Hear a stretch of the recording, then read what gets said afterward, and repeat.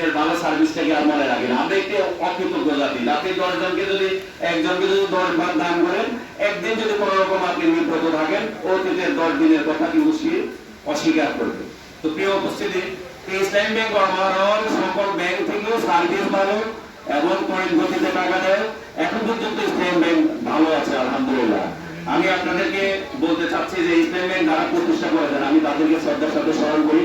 ইউনুস সাহেব ফেনীবাড়ি, তিনি মৃত্যুবরণ করেছেন। মীর কাসেম আলী সাহেব, যিনি শহীদ হয়েছেন। আবুল নাসের মোহাম্মদ আব্দুল জাহেদ সাহেব সহ তারাই ইসলামী ব্যাংক প্রতিষ্ঠা করেছেন এবং তারা অর্থনীতিবিদ। এই দেশের অর্থনীতির চাকাকে তারা এগিয়ে নিয়ে গেছেন। ইসলাম দিয়ে ব্যাংকিং ব্যবস্থাকে ব্যাংকিং ব্যবস্থা পরিচালনা করা যায়, অর্থনীতিকে এগিয়ে নিয়ে যায়, এই বিশ্বাস মানুষের মধ্যে তৈরি করতে পেরেছেন।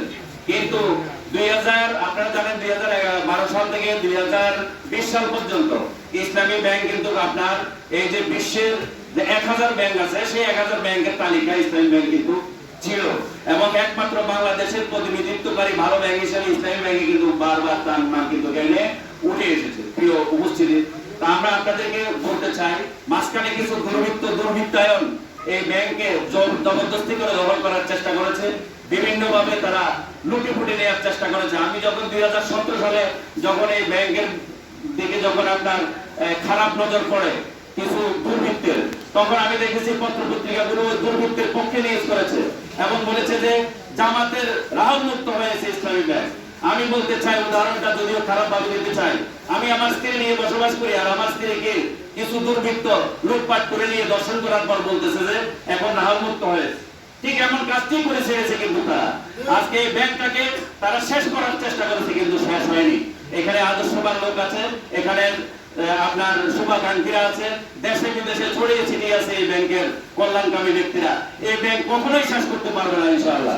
প্রিয় উপস্থিতি, আমি কয়েকদিন আগে আপনার ফেসবুকে পোস্ট করেছিলাম যে ইসলামী ব্যাংকের এখন আর তারল্যের সংকট নেই, আপনারা যে কেউ গেলে সেখানে টাকা তুলতে পারবেন। তো অনেকে আমার কাছে লিখেছে কমেন্ট বক্সে গিয়ে যে আপনি কি টাকা দিতে পারবেন, আপনি চেক আমার কাছে পাঠান, ব্যাংক যদি না দেয় তা আমার থেকে টাকা নিয়ে যাবেন। আমি এতটুকু এই ব্যাংকে ভালোবাসি এবং এতটুকুই আমি কনফিডেন্স তাকে জবাব দিয়েছি যে আপনি চেক আমার কাছে নিয়ে আসবেন, টাকা যদি না দেয় আমার থেকে নিয়ে যাবেন। কিন্তু কেউই আর আমার কাছে চেক নিয়ে আসেনি এবং সেই চ্যালেঞ্জ আর গ্রহণ করেনি।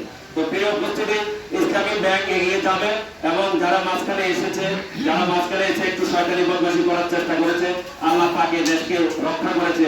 আল্লাহ বলছেন ওমা কাল্লু মা কারাল্লাহি আল্লাহু খায়রুল মাকিরিন। বন্দা তুই কত বড় মকরবাজ, কত বড় সাইলবাজ, কত বড় দুর্বৃত্ত, আমি তুই যে ব্রেন দিয়ে দুর্বৃত্তায়ন করিস, যে শয়তানি বদমাশি করিস, আমি কিন্তু সেই ব্রেনেরও স্রষ্টা।